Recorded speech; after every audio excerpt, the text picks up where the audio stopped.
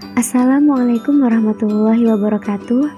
Yang terhormat Ibu Siska Merita selaku dosen pengampu mata kuliah Bahasa Indonesia Universitas Islam Negeri Raden Intan Lampung. Kami dari kelompok 6 yang beranggotakan 1. Abung Arya Saputra, 2. Anissa Nur Fauziah, 3. Fernando Zaki, 4. Ica Meliani, 5. Medita Sari, 6. Resti Zelda Agnia. Di video ini kami akan menjelaskan materi tentang kalimat efektif. Kalimat efektif adalah kalimat yang singkat, padat, jelas, lengkap, dan dapat menyampaikan informasi secara tepat. Kalimat dikatakan singkat karena hanya menggunakan unsur yang diperlukan saja. Setiap unsur kalimat benar-benar berfungsi. Sedangkan sifat padat mengandung makna syarat dengan informasi yang terkandung di dalamnya. Dengan sifat ini, maka tidak terjadi pengulangan-pengulangan dan pengungkapan. Adapun syarat-syarat kalimat efektif: 1. Sesuai EYD, 2. Sistematis, 3. Efisiensi atau tidak boros, 4. Tidak ambigu. 1. Sesuai EYD. Sebuah kalimat haruslah menggunakan ejaan maupun tanda baca yang tepat sesuai dengan aturan EYD. Contohnya, saran yang dikemukakannya kami akan pertimbangkan, tidak efektif. Saran yang dikemukakannya akan kami pertimbangkan, efektif. 2. Sistematis. Contoh kalimat efektif harus disusun secara sistematis. Sebuah kalimat paling sederhana adalah yang memiliki susunan subjek dan predikat kemudian ditambahkan dengan objek, pelengkap, hingga keterangan. Contohnya, kakak menulis sebuah surat. Adik bermain sepak bola. 3. Efisiensi atau tidak boros. Tetap ingat bahwa kalimat efektif harus disusun secara efektif dan tidak bertele-tele. Contohnya, para siswa-siswa di sekolah Arwana diliburkan, pemborosan kata. Para siswa di sekolah Arwana diliburkan, tidak pemborosan kata. 4. Tidak ambigu. Contoh kalimat efektif harus menyampaikan kalimatnya secara jelas tanpa ambigu. Contohnya, sumbangan kedua sekolah itu telah dikirimkan, ambigu. Sumbangan untuk kedua sekolah itu telah dikirimkan, tidak ambigu. Adapun ciri-ciri kalimat efektif: 1. Keutuhan, kesatuan, kelogisan, atau kesepadanan makna dan struktur. Kesatuan kalimat ditandai oleh adanya kesepadanan struktur dan makna kalimat.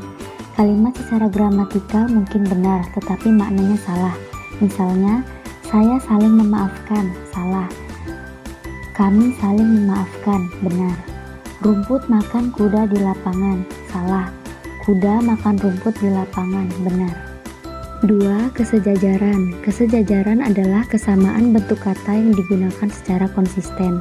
Contohnya, polisi segera menangkap pencuri itu karena sudah diketahui sebelumnya, salah.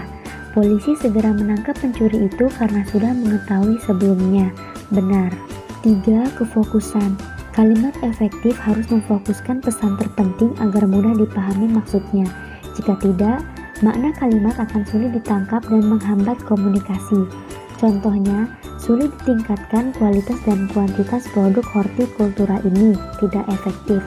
Produk hortikultura ini sulit ditingkatkan kualitas dan kuantitasnya, efektif.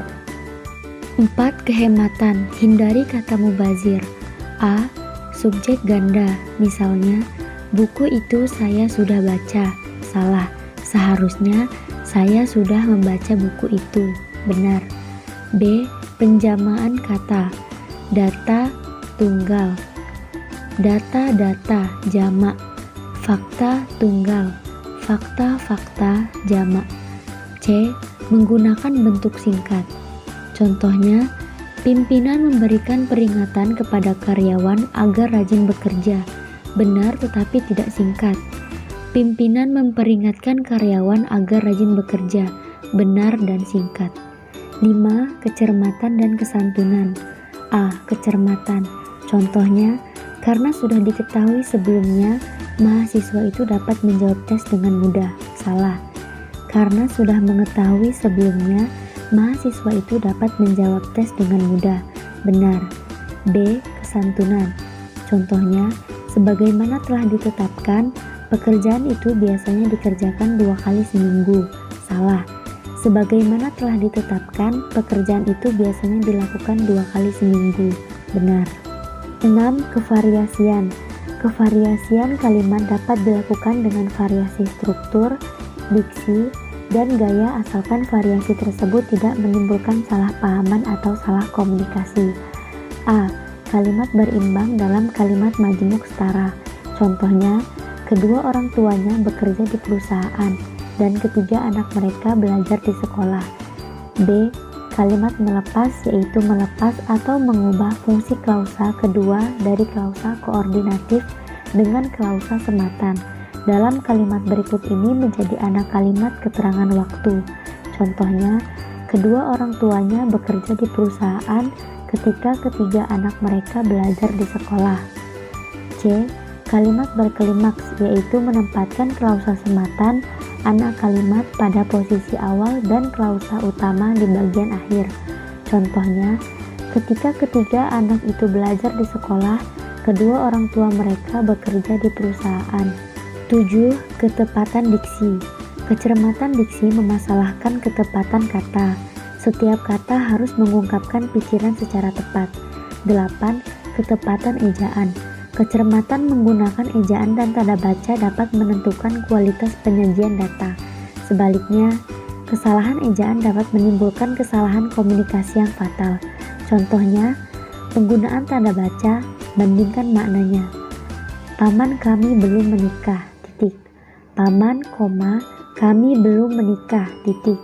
Paman kami, belum menikah, titik. Paman, kami, belum menikah, titik. Sekian presentasi dari kelompok kami. Mohon maaf bila ada salah kata dan kepada Allah kami mohon ampun. Terima kasih yang sudah menonton video ini. Semoga bermanfaat untuk kita semua. Jangan lupa like, komen, dan subscribe channel ini ya.